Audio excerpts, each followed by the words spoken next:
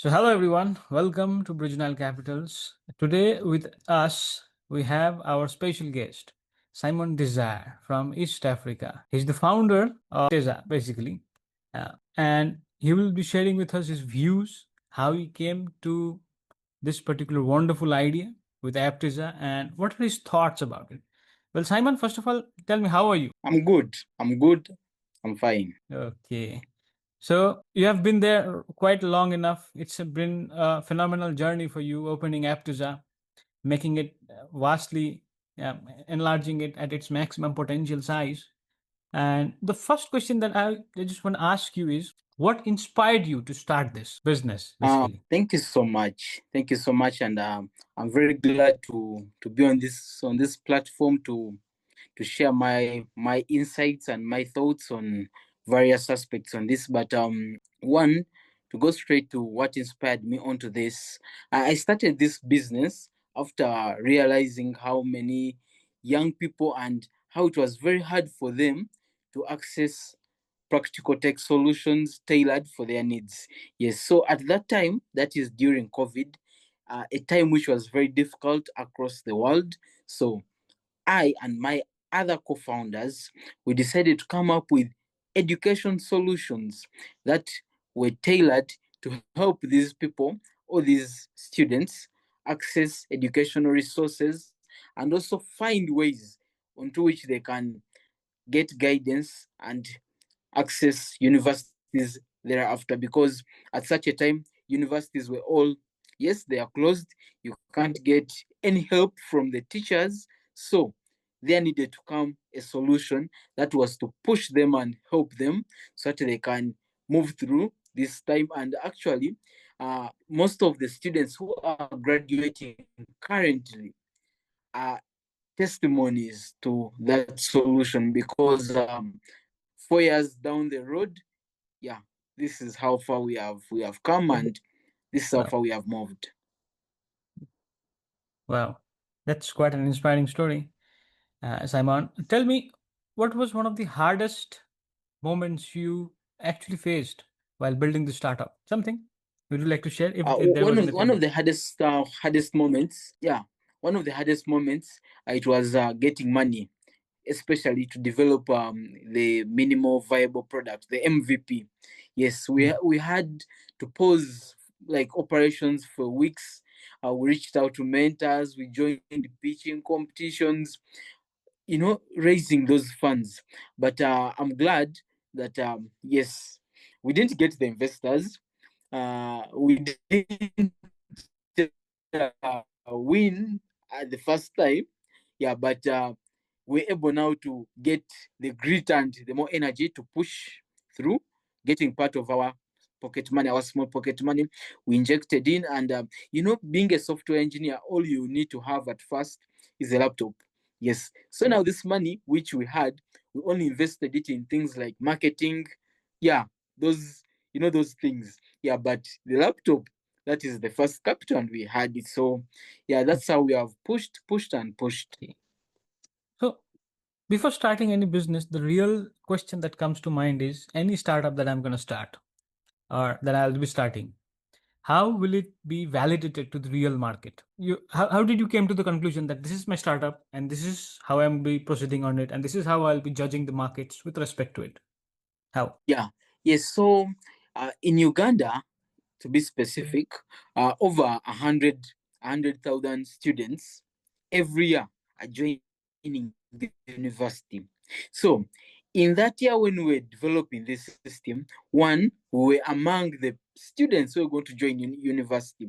So uh, I was the first user or the first consumer of the product, and I validated this problem that we're to solve, because most of my friends were always in WhatsApp groups asking, how can we calculate these cutoff points, these weights to join university? How can we do this? So we realized that this is now the problem that we have to solve, and this is the challenge we have to come up with a solution for. So coming up with it, first point, shared it in the why old boys and old girls from the schools that where I was from. So they were the first users. So at that point, I knew that this is something that was going to work out, and this is something which was really necessary because I saw the need and I saw the demand. Correct. Okay.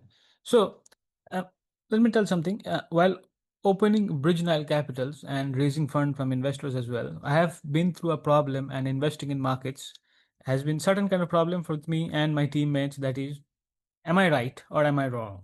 That has been very big problem for me, basically, right? Because when you bet on the markets, you're betting on this. When you're actually betting on the uncertainty that is about to happen. So, from that point of view, uh, can I ask what was the decision that you make went wrong, or you thought it can go wrong while opening a startup, or you thought that this is the amount of funding I'm raising from investors. If I invest it there and everything goes out, what will happen? How did you deal with that particular situation? Uh, to start with the challenges, one, the number one challenge, we all know it's always fear.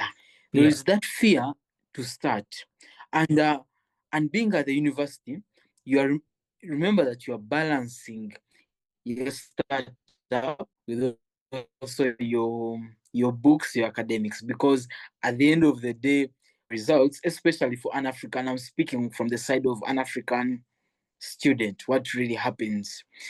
Your parent wants results. On your side, yes, you also want the results, but you are seeing you have this energy. You are seeing that I can make it here. So there reaches a time when your parent could even mention a statement like, "You'd better concentrate on your academics. You're wasting a lot of time on this." Yeah. So what am I driving to? There are very many challenges as a startup you can face, and that's one of them because especially for I'm speaking from the side of the students because I developed or I moved through this whole system when I was a student. So most of the challenges were in such an environment. Yes. So you're facing such a challenge, meaning even at the time of mobilizing funds, some of the people you'd expect would give you funds, they may not give you because not everyone believes in this dream. Not everyone sees things the way you see them.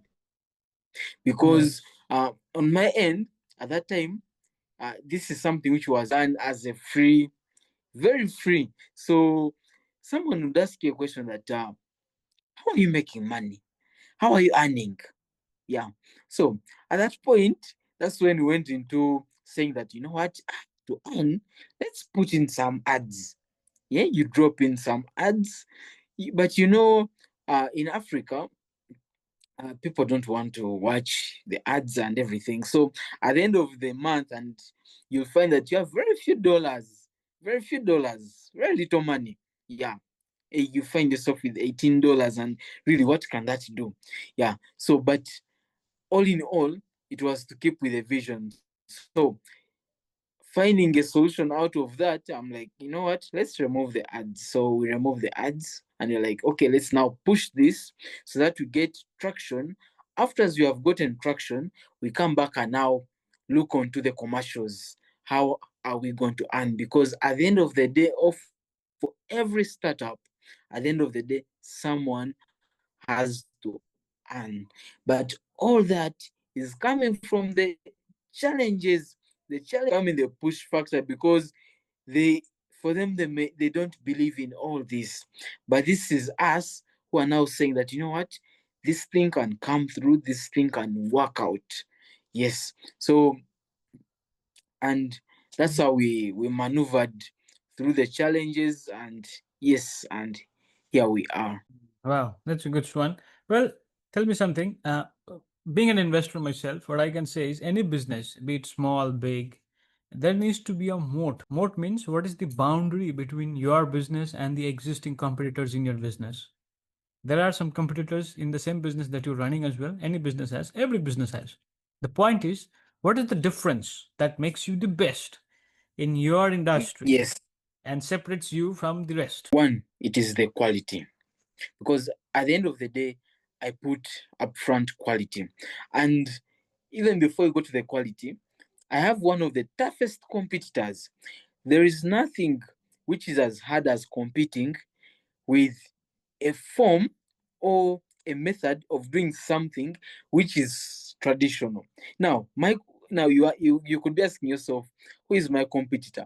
My number one competitor, it's a pen and paper, because I'm providing a solution whereby someone can just sit down with a pen and paper and try to do the math. Yes. So everyone can access a pen, everyone can access a paper. Yeah. So at the end of the day, ask myself questions that how can I beat this pen and paper method that people are using? One, providing a service or an app which is easy to use, which is fast. Like after calculating, you get your results seamlessly, easily, very easily. And after and after that, I looked into what you call in-app value addition. So this value addition, at the end of the day, especially want to uninstall it, you know that. So what which value am I providing that is keeping these people in my application? So what I opted for, it is to get other services I can add. One, after calculating your cutoff points, you get course suggestions, you get connections to the various universities that you can join applications. So these are extra services I'm adding to create more value so that I can beat my competitor, who is a pen and paper, whereby at times when you're using a pen and paper, you're going to forget the formulas. A pen and paper may not give you the course suggestions. A pen and paper may not help you out in making these payments to these universities. So at the end of the day, all I'm pointing to it is adding value. And the more value you add, it's how you can beat your competitors and also match them. Yeah. Okay, that's good. Well, something before moving into hedge funds and all, I was a teacher, normal. I taught for 10 years. And then I came to this particular field of investing. I can say something, every field you change, that changes you personally a lot. It enhances you or destroys you Yes. maximally, depending upon the choice that you make in life. Well, my simple question that was to me, I generally ask to myself, and I'm asking to you, that is, how did that, how did this particular choosing business, whatever you have chosen, the apps, abstract, and how you have provided value to people, how did it genuinely affected or changed you personally over the longer horizon? It gave me a platform.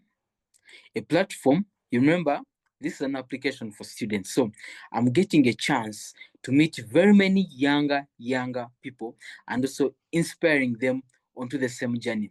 Yes, even on my social media platforms, I've gotten an opportunity to interact with very many, and they are really interested in this. And this has really pushed me because one, the more you interact with such a younger group, you always have better ideas, because the needs of this group, they're dynamic, they're ever changing.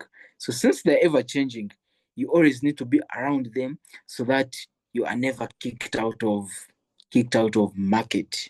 Yes. Yeah. So that has really added a lot on my life. And also, yes, this is an application which is not for free. Yes. So at the end of the day, I earn something from it. And this is something that I can tell any other developer that it could even inspire them into this field of starting up a business in form of a startup, tech, fintech, and everything in that line.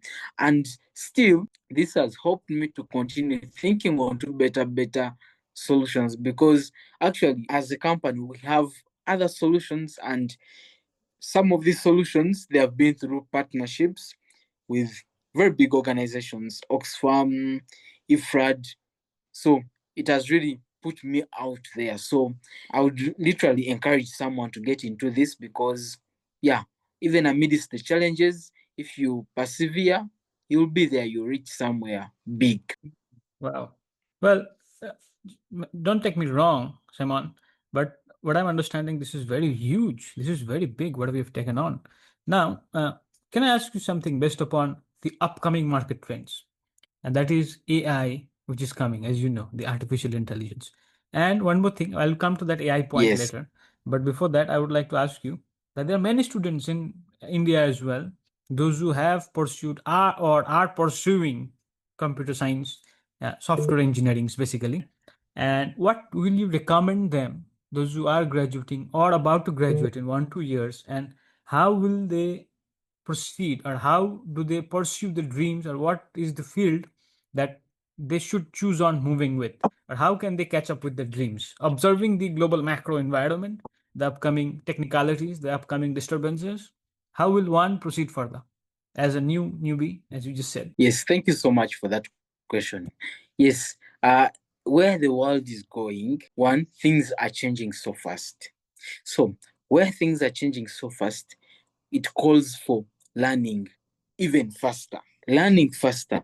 But we are in a situation where we are learning faster, and also we have the AI and everything coming into. So today you have learned something, tomorrow it has changed. So what would I really tell these people? What I would tell someone, one, as a computer scientist or a software engineer, get that one skill, perfect it, be good at it.